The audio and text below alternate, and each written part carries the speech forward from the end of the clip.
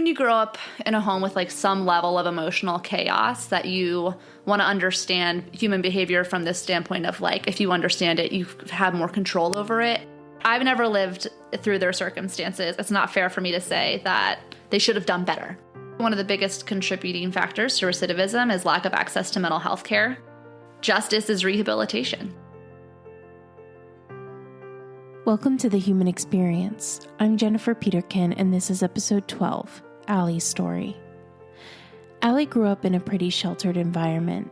Now she works with a really vulnerable population in the heart of Pittsburgh. I've known Alli for a long time. She's like a little sister.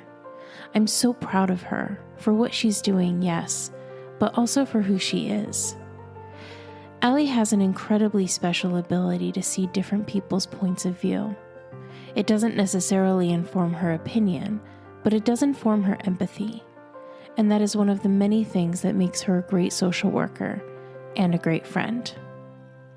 Alli works as the program supervisor for a nonprofit organization called Oakland, a wellness center for those battling chronic, severe mental illness. The mission of People's Oakland and the comprehensiveness of the programs that they offer are quite beautiful. If you'd like to learn more about People's Oakland or find out how you can support them, please visit the show notes for more information. I don't know. The conversation's always, it'll go where it goes. Who knows? Anything could happen. Okay.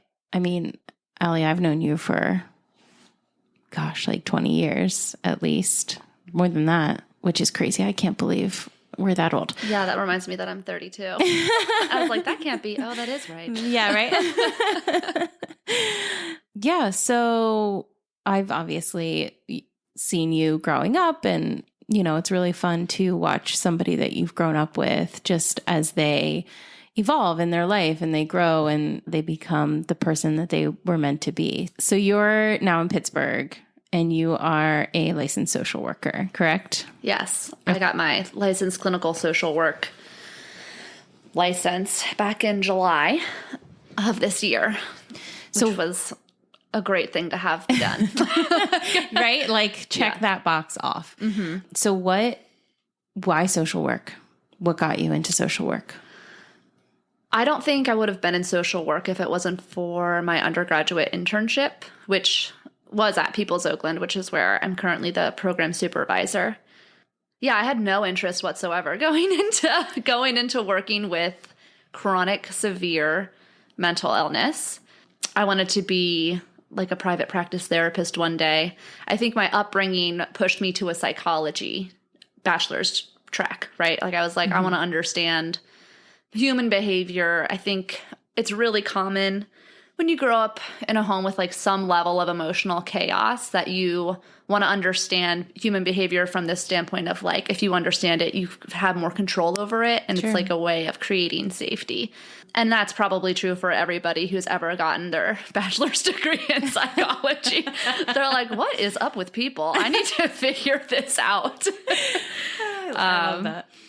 So that was why I went to that was why I went into college and I was like, I know I want to do something with psychology because I want to have a better understanding of this. And then after I started, I remember specifically being very disappointed when I got my internship because I really didn't want to do it. And then after the first week, I was like, this is awesome. Oh, wow. I loved it so much, much to my surprise. And I don't remember why I was hesitant for it. I think I thought maybe it would be too overwhelming. I mean, I'd never done any kind of counseling at all. Mm-hmm. And my undergrad internship was not counseling. My undergrad internship was like hang out with people in our drop-in center and get to know them and learn what it's actually looks like to live with mental illness versus what like media may have told you it's like to live with mental illness. And, but yeah, I loved it. And then I never left. Luckily when I graduated, they had a few openings in the counseling department. That's a weird way to say it. We really only have one department. It's counseling. It's not that. It's a 10-person organization. We all do everything. But it was called a counselor position opened up. And I was offered that in May of 2013. And then I've been there ever since. Wow. It's been almost 10 years. Yeah. That's crazy. It is. It's crazy how quickly that has gone by. Yeah. Yeah. Never a dull day, I have to tell you. So explain what the function of People's Oakland is. So People's Oakland is a unique organization in that it would be hard to find a organization that replicates our model exactly. So we are entirely staffed, or almost entirely staffed, by master's level counselors. And we provide blended social rehabilitation with mental health counseling. So the social rehabilitation aspect, we have a social center or a drop-in center downstairs. It's a 4-floor facility, if I can give a visual. There's also a virtual tour on our website, www.peoplesoakland.org. So Yeah, you can always check it out. So we offer social activities for people to do together. There's a pool table, there's ping pong table, there's ample arts and crafts supplies, and counselors will always be in the drop-in center whenever it's open. And as members kind of hang out, get to know each other, engage, it creates a lot of opportunities for some social coaching, especially around, topics that are not necessarily appropriate to bring up in a drop-in center, or if their tone is coming across more aggressively than they realize, or if they're having a hard time asserting themselves. That'll happen a lot too. You have someone who feels uncomfortable, looks uncomfortable, they're uncomfortable, and they're like, they will sit there all day unless we assist them in being like, hey, I don't want to have that conversation with you anymore. Yeah. So it creates a great opportunity to get, the behavioral coaching. And then all of that is done in conjunction with individual and group counseling. So we have a recovery group every morning that everyone is invited to, and it's basically a peer support group. Come and share what you're going through today and what are some things that your peers can offer you as a way of support. And then we'll do different topic groups like DBT, CBT skills, things that help with symptom management. Because when you're dealing with severe mental illness, you're usually dealing with active symptoms that come up, maybe not all the time, but they will come up again. They will never be gone, but you will continue to gain mastery over them so that it's less disruptive. Yeah. That's incredible. It seems so comprehensive. And yeah, I've never heard of a organization like that before. How does the area kind of respond to your presence? Do you mean the community, or do you mean... That's the word I was looking for. How does the community respond to your presence? The community doesn't know that we're there. Our neighbors will oftentimes have people be like, I've lived up the street for 50 years and I never knew what this building was. I never noticed the building. I lived in Oakland for 4 years, and until I had a reason to be in it, and I was like, oh, I've never noticed this huge building in the middle of this neighborhood. Yeah.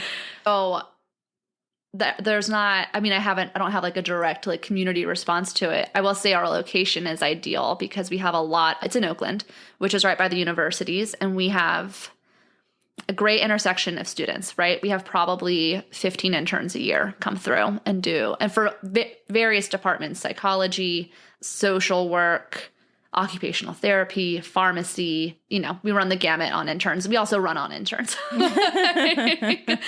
So it's great. It's a convenient location for them. Mm-hmm.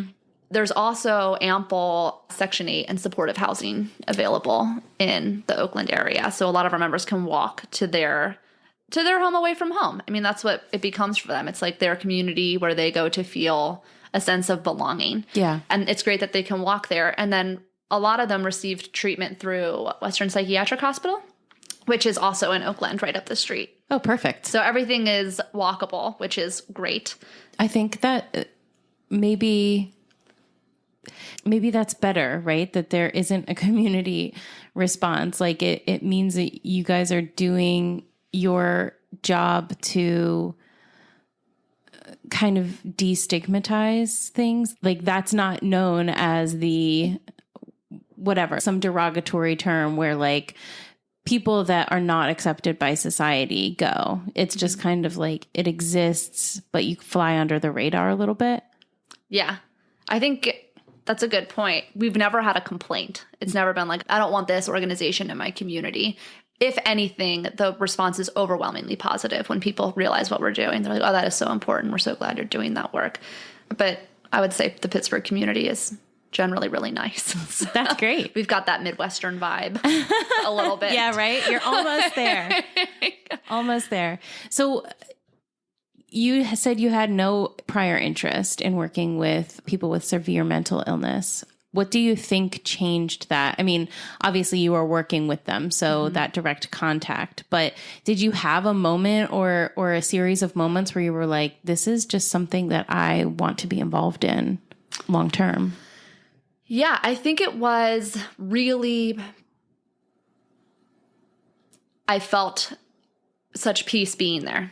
I felt such a sense of belonging. And it's interesting because I see this with our interns all the time. There's people who are like, they are going to go into chronic severe MI. Like that's going to be their population. And they should come to our building and they're like excited by the work. They're interested. They're motivated. They're comfortable. They are creating that space for our members to feel at home. And they are just naturally, loving it. And then there's people who are going to be great clinicians that will be like, I actually don't see people with severe mental illness, which is common, which happens a lot. And that's also fine. And that's a great, it's an internship. It's a rule out experience for a lot of people. Like this isn't what I want to do forever. Counseling techniques are counseling techniques across the board. So you're not going to learn something that's not helpful. Like it can be applied no matter who you're working with a lot of the times. Yeah. At least in our setting, what you're doing, because we're not highly specialized in any kind of modality. You now are working closely with a local jail, right? Is it a jail or a prison? It's a jail. Okay. We are working with people who have been in jail. Well, no, I mean you personally. Like, so you are kind of pivoting into a different aspect of work which is volunteer at this point. But what is the connection there? Sure. I will walk through that story probably with a longer response than you are looking for, but I want to rewind to your other question. Please rewind and do all the things. So I would identify what I was describing before as like Holy Spirit woohoo on your like not woohoo, I wouldn't call it woohoo, but like I don't want to say confirmation because that sounds really serious, but it's just like this feeling you get in your gut where you're like, I'm pretty sure this is what God has for me. I think this is where God wants me to be. The first time I felt that ever was when I was visiting the University of Pittsburgh, and I was like, this is where I want to go to college. And I will be clear, I hated college. Like I did not have a good time. Oh, wow. At all. I was anxious. I had gone from, a graduating class of 96 people, I think less than that actually, to a huge university. I had never had to make friends since I was 13. It was a mess. And then I graduated and I was like, I love Pittsburgh. I do not like college. I'm someone who was bred for the 9-to-5 life, which is convenient for me, isn't it? So like that was the first time I felt that like Holy Spirit agreement of like, this is where you want to be. And then when I was at People's Oakland, I was like, well, this is what I want to do. And then I started getting bored after like 4 years because our organization is small. And at the time there was not really a path of, what's the word I'm looking, like promotion, or like I was never going to do anything other than what I was doing, except for like if people left, and there was no intention at the time of that happening. And so I was praying through, I was also going through a very, I would call it charismatic phase of my faith, as many of us do. Not to be disrespectful, that's just not how I relate to God naturally. I think it's great for people who do. But I felt really jealous of people who were like, God speaks to me through visions. And I was like, I want that. Yeah. And so I was praying and like, what do I do from here? I can't stay at People's Oakland forever. Or so I thought. What is my next move going to be? And then this is like the only time that this has happened for me, that as I was praying that, the Allegheny County Jail popped into my head. And I was like, that's weird and a little foreboding because, I was like, why is the jail in my future? Yeah, I guess so. I don't know how to take that. I was like, I really hope it's from a treatment standpoint. Yeah. So I kind of ignored that for a while. And then a few years later, or I guess like a year later, I went through the same cycle. Burnout is seasonal a lot in social work. Like you get to the point where you're like, I'm done with this. What's my next move? That happened again the next year, and I was talking to a friend, and she was like, well, maybe you just want to work with a different like population or setting. Maybe you would want to work with people who are incarcerated. Out of the blue, she suggests that. I was like, I do want to do that. So I finally follow up on this little Holy Spirit inkling, right? Like go into the jail. And there's this organization, wonderful organization called Foundations of Hope, which provides curriculum in one of the pods on the jail. It's a interfaith effort. So I haven't like looked at their website recently to know their language, but they're inviting anyone from a faith community to come in and provide support to individuals who are incarcerated. I will disclaim here, I don't think this is a recent change. We're not supposed to say inmates anymore, and I'm still getting into that habit. So if I say it, just flag me and I'll apologize again. Okay. Yeah, I'm not as well versed in the lingo, the appropriate language.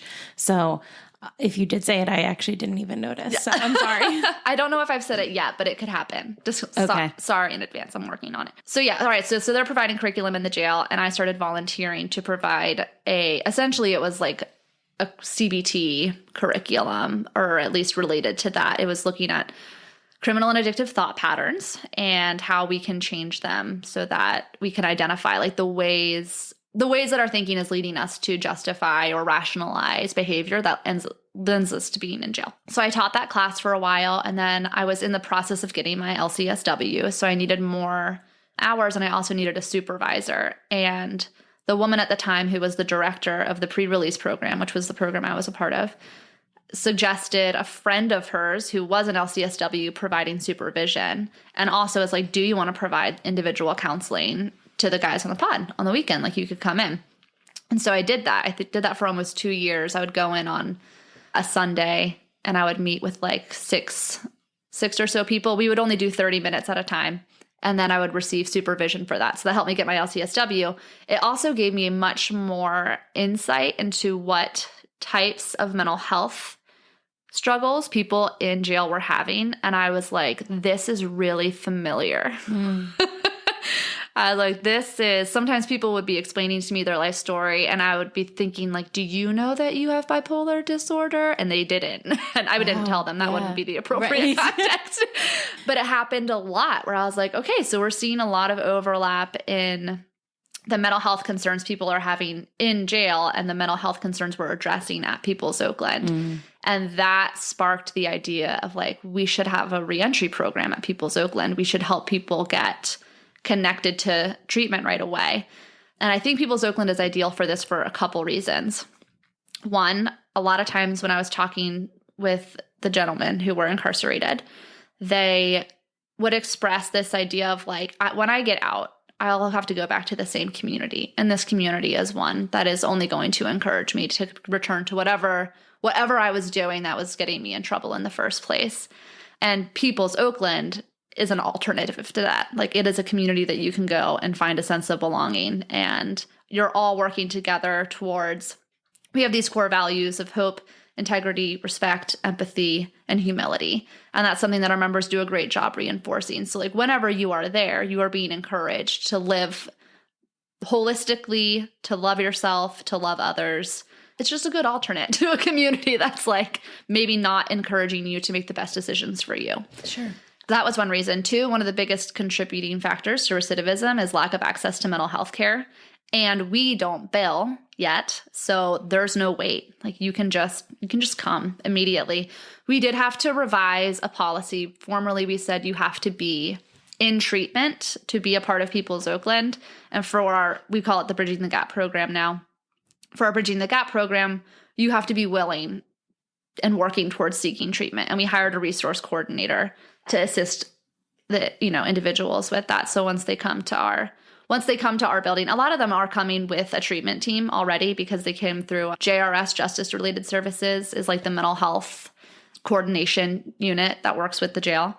We get a lot of referrals from them. So they've already coordinated their care. And this is just like a good place for them to spend time, which is great. But for people who don't, for people who are coming in and they haven't been hooked up with a primary care physician, a psychiatrist, a therapist, we are going to work with them to get connected to all of those services. But we're not going to tell them they can't use our services in the interim, because we have all these master's level counselors hanging out ready to provide you some therapy in the meantime until you get more primary care. So that was another reason that I thought this would be it was a good way to meet a need that the community had. It's incredible. It seems so obvious, but it wasn't being done. So I think that a lot of us don't understand the the system and how it fails people with mental illness, especially chronic severe mental illness, I'm assuming, and this is not my area of expertise, so please correct me if I'm wrong, but it seems that there is just kind of no place for these people to land. And unfortunately, they end up in jail or they end up on the street. And so having programs in place that actually, from a public health standpoint, that says, we understand that you need support and resources in order to be successful. It's just so important. And there's not enough of that out there. Yes, there is not enough of that out there. She's like, say more obvious things. No, you reminded me of the fact that in PA state legislation right now, they have $100 million allocated for mental health that's just going to sit there because they can't agree on how to spend it. And I was like, I'm just mad about that. As you should be. We need that money. So you have actually pushed further into the jail system in Allegheny County, correct? And you have more involvement with the jail? So I don't have direct involvement with jail staff. The ways that I'm involved with the jail are through forming partnerships with programs in the jail, like JRS and Foundations of Hope, so that they know to refer people to us. Like when they're getting out, we are a resource for the individuals that they're working with. So the other way that I'm involved with this is that I co-convene an advocacy group called the Corrections Collective, which was started after a conference in, I think, 2019, provided by CSPS. I should really look this up and know. No worries. I feel bad. I'll get back to you on that information. But so they had this conference on the impact of mental health and the system gaps that are leading individuals with mental illness to be incarcerated. So one of the historical stories here is that in the 70s, we deinstitutionalized, right? So we had people who had spent their entire lives in institutions, and we were like, that's not effective. They'll thrive in their community, which was true. And then we sent them all into the community with very little supports in place. And so we were just like, oh, we need to figure this out. And that is actually when People's Oakland was formed. It was in response to that crisis of all of a sudden there's all these people with severe mental illness living in the community, very unsupported and not really sure of how to get their needs met. So that was how People's Oakland started. Big picture, macro level issue, a lot more people with mental illness are now just in jail, right? So they might not be in an institution treating their mental health, but they're in an institution. And that's, they call that like the revolving door of mental illness and incarceration. And it's something that I don't know that we found a solution for yet. But one of the things that would be helpful is to have more organizations that are providing treatment and care to especially like substance use disorder. Okay, we need way more addictions treatment options for people who are being incarcerated because they have a substance use disorder. Incarceration's not going to help you with your substance use disorder. Yeah. And same thing with like individuals who are struggling with mental illness. They also need more treatment options available to them. So like alternative placements would be great. And we do have those in Allegheny County. We also have a lot of people who are incarcerated in Allegheny County. And it's part of the effort right now is to look at like how can we reduce the numbers of people who are going through jail. And one way that you can do that is to increase alternative options. So anyway, with the Corrections Collective that I co-convene, we are working to advocate for solutions that we try to identify through community collaboration. So one of my passions would be to see way more collaboration between community-based organizations and the Allegheny County Jail. I think it would be very helpful for individuals to have contact with their future treatment providers before they are released. They've never been in treatment before. They do not know these organizations. They can look at all the information online that they want to. They're probably not going to go if they don't know you. There's also a lot of stigma in treatment, and having someone interact with you and show you like we will be supportive of you, not stigmatizing of you or dehumanizing of you. Like this will be, a working relationship that you would enjoy is going to help them actually utilize the services that are available to them. So I'm hoping to see an increase in, community-based service provision within the jail. Also, the jail can't be everything, right? We can't have our jail be a hospital and a treatment center and all these things. We need these partnerships for it to not just be a really bad experience that leads to trauma and more behavioral issues. Exactly. Yes. So, man, I think that's so fantastic. What pops into my head is, there's more conversations now about public health and mental illness and substance abuse being a public health issue and not a criminal issue or a justice issue, right? Well, a Department of Justice issue. So as somebody who has very intimate and firsthand experience working with this population, what is the balance here between people need to be held accountable as much as they are capable of being held accountable, and also the government and community organizations need to understand that they need certain levels of support that other people may not need? Mm-hmm. So the word that comes to mind is like, what is just, right? Like, what is justice? And in my experience, and a lot of this is filtered through my belief in God and what I think the Bible says. Just me. I think justice is rehabilitation. Right? Like, why shouldn't it be? People are a whole host of factors lead people to commit crime, to engage in risky behavior, to do things that society says, no, you can't do that. That's not okay. And not that in there, and it's not okay. I agree with that. But people don't start from an even playing ground. I mean, where you were born, your socioeconomic status, your gender, your race, these factors have such influence over what you end up doing. And I think people don't like to acknowledge how much their behavior is influenced by outside factors, but it is. And and we have to work with people to be able to have the same opportunities that we have to make better choices. It's much easier for me to live within the constraints of what society says I have to live within because of my privilege, because I have parents who are willing to support me financially if a crisis arises, right? I have a full-time job. I have a house. I have a car. I have all of these things that make life so much easier and reduce the amount of stress that I'm under on a day-to-day basis. And I think we just have to consider that when we look at talking about justice and accountability. How can you argue that someone needs to be accountable in circumstances that you've never lived through, and you're not doing anything to promote that they would be in better circumstances? Sure. Yeah. And you kind of acknowledged this earlier too, where when you were talking about offering counseling within the jail individually, you kind of made an offhand comment of like, do you know you have bipolar? And like, has anybody ever told you that? And I think that is maybe a really important factor too. Like there's a lot of misinformation and a lack of education about mental wellness.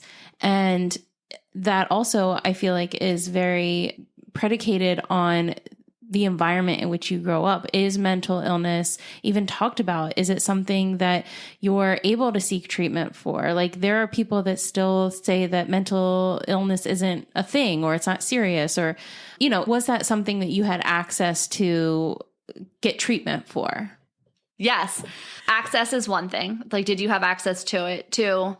Did your life make you willing to engage with it? Like, all the circumstances that have brought you to this point, did any of them encourage you to seek professional mental health care? Because there's a lot of stigma out there. And there's also, people have bad experiences with mental health care. People have experiences where their culture is not respected, where their circumstances are not appropriately filtered through a lens of their lived experience. I was having a conversation recently with someone who is a really strong Christian, and she went to a Christian counseling organization and shared openly. She was like, my experience was just not good. And she was saying, I don't think they understood where I was coming from as a Black woman, like what I was bringing to the table. I think we have a lot of work to do when it comes to providing healthcare across communities. I think there's a reason that certain demographics are not willing to engage with mental health care. Those things need to be addressed, and we need to work towards just doing better. Yeah. Yeah. I'm like, at what point in the interview do I stop feeling nervous? You're so nervous? Don't be nervous. I feel like I don't have the right words. You're doing great. You're doing fantastic. And I don't have thanks. the right words. Please. Are you kidding? I couldn't think of the word community. So just take heart, my dear. I think one thing that we've touched on a little bit that has definitely shaped the way that I think about all of these things is my own experience growing up in a very conservative upper middle class household. Much love for mom and dad. Very different experience than now having worked 10 years in the field of providing mental health treatment to people who are in poverty, who are suffering from chronic disease, who are suffering from mental illness. There's a lot more chronic related health diseases for people who are in poverty that we deal with a lot at People's Oakland. We're seeing it all the time. Type 2 diabetes, high blood pressure are probably the two main ones that you're going to see. So anyway, my point is there was so much that I didn't know because I had never been exposed to it. And when you've lived through that, it's really, really humbling. And it makes it so much easier to not get mad at people who don't know what I know because they have also not been exposed to it. And I think generally people struggle with that. We have expectations of they should have changed by now. They should make themselves aware of this. We tell ourselves if I was in their environment, I would be different than them. And come on, you don't know that. So I think that is like the perspective that I try to filter a lot of my opinions through. Like people who are incarcerated, I've never lived through their circumstances. It's not fair for me to say that they should have done better. Like they're doing the best they can. We need to help them do better if we want them to do better. Yeah, absolutely. And that's also, I'm sorry, that's just addressing people who are incarcerated and should be. Let's not even get into how many people are incarcerated for no reason. Absolutely. That is such a good point too. And it's hard to change. It's hard to grow in something that, like you're saying, there's no exposure to. It takes a lot of effort, and it's not something that everybody is willing or even knows how to do. So that's a really interesting perspective that you bring to the table. Like, I used to be this, I'm now this, but I understand where I was, and therefore I understand how that community still thinks and how they don't know what they don't know. And how even if you become aware of a different perspective, if your environment is not one that is embracing that perspective, it is hard to hold it. And I think that is a human experience we can all relate to. Like your environment just really does shape your views. And that doesn't mean you shouldn't try to have autonomy of thought. But don't let the pride you have for your autonomy of thought justify you judging somebody else for not living up to your standards that you think you're living up to. And there it is. It's a humbling perspective. And I think humility enables the reaching across the aisle and the bridging the gaps. And it's hard to stay in that place. It's hard not to get angry over things that you know are wrong or that you have lived through or seen people live through. And you're like, I just don't understand why people don't get this. But taking that step back is super important. And I think about, we had this conversation a year and a half ago, right? We first did this a year and a half ago. We talked through all the same things.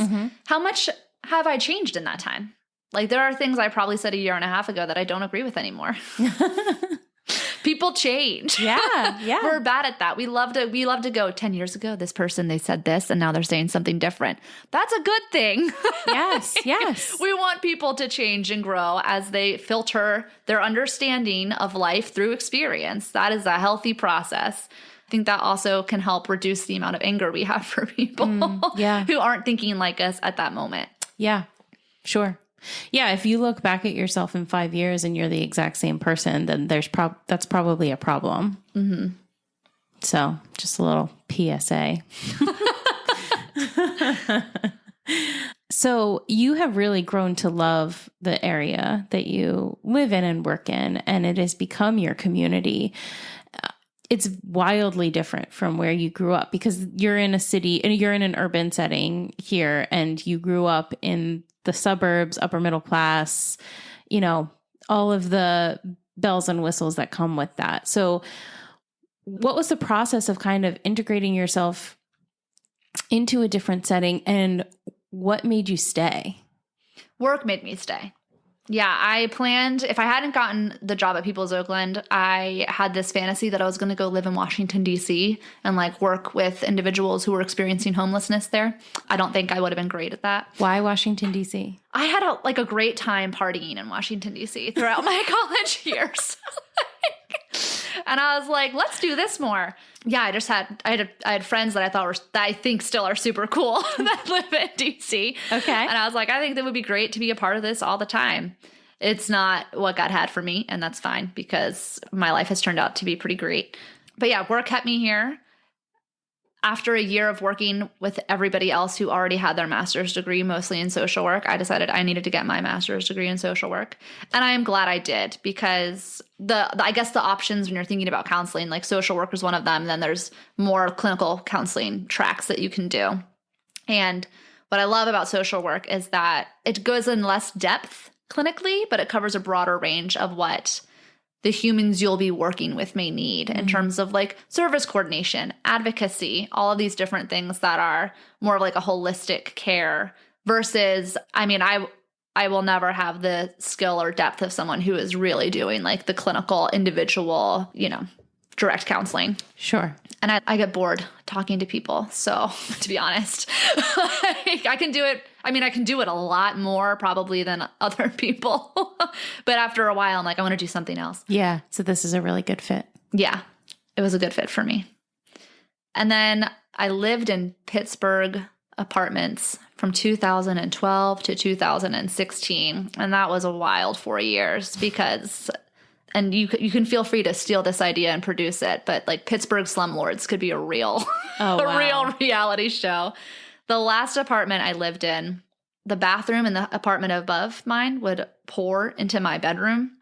And when maintenance came to fix it, they used my bath towels to soak up the water and then left them in my tub and never fixed it. So my dad was and I was 26 and I was like, I have to pay my rent here. I'm under contract. And my dad was like, we're leaving and we're not going to pay them any more money. And so he very generously helped me purchase this home, which is in Highland Park. And I love Highland Park. Highland Park is a great neighborhood to live in. It's gorgeous for one. It's by the zoo. If you like the zoo, it's by the rest of the city. So yeah, it's great. Yeah. And I appreciate the diversity of thought here. And I get that diversity. Pittsburgh is blue. It's not purple. It's not red. It's blue. But if you go to church, you're going to find a vastly different mindset than when you're at work, working in social work. So I've really enjoyed being exposed to the gamut. Yeah. A little bit when it comes to not just political thinking, but also our understanding of life. Yeah, absolutely. I just think that's something that you specifically do really well is you're so open to what anybody, you don't let people get away with saying hateful or bigoted things, but you're so open to where people are and meeting them exactly where they are and just being genuinely okay with them as people, which I think is a really important skill set that many people don't have because it's a really difficult skill set to hone, mostly because you don't actually meet that many people that think differently than you. Mm-hmm. So you're also in a unique situation that you are kind of immersed in so many different areas that you do get those perspectives. Yeah. And I think always remembering the way I used to think, the things I didn't know and how much exposure just changes your everything. I think one of the challenging things is like, this is my approach and my perspective. And so I'm not saying like this is how everybody should live, but I try to empathize in that way. And I try to bring that into my approach to advocacy, my approach to my work, interacting with other individuals. And it would be very hypocritical of me having that posture to not then try to empathize with people who are mad and are like, and you should say it. And for some people, they should. I mean, their experiences are intolerable. And it's not fair for me to ask them to say it nicely anymore. And I'm not asking them to say it nicely anymore. My experiences have been taller. I think I'm accountable to saying it nice and trying to bring about change with the level of grace that I have been shown. So like my approach is going to be a lot different than someone else who's had a different lived experience. Yeah. Absolutely. You and your husband both did this where I think you kind of answered the question before I even ask it to you. But through the lens of your experience, what does compassion mean to you? It means accepting that I don't know what this person has lived through that makes them the way they are. And that if I take the time to get to know that, I will probably understand where they're coming from a lot more. Yeah.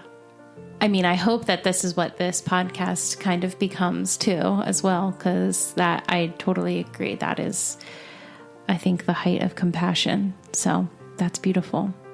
What are you hoping for? What are you hoping to see in the future? I'm hoping to see a shift in the way we do social change.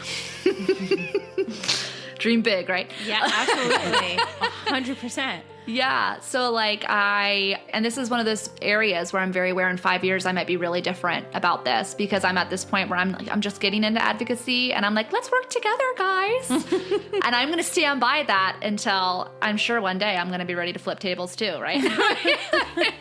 But right now I'm just getting started, and let's work together. That's awesome. I'm so proud of you. I think what you're doing is incredible, and I can't wait to hear more as you. And maybe we'll come back in 5 years and say, how are those dreams? Do you I'll feel the same? I'll be a radical abolitionist. Great. That'll be a fabulous interview. So, well, thank you so much. Thank you. Thank you so much for listening to The Human Experience. If you enjoyed this episode and you'd like to help support the podcast, please subscribe, share it with others, and leave a rating and review on your favorite platform. Everyone has a story, and I'd love to hear yours, so be sure to check out the show notes for more information about how to stay in touch. Do good and take care.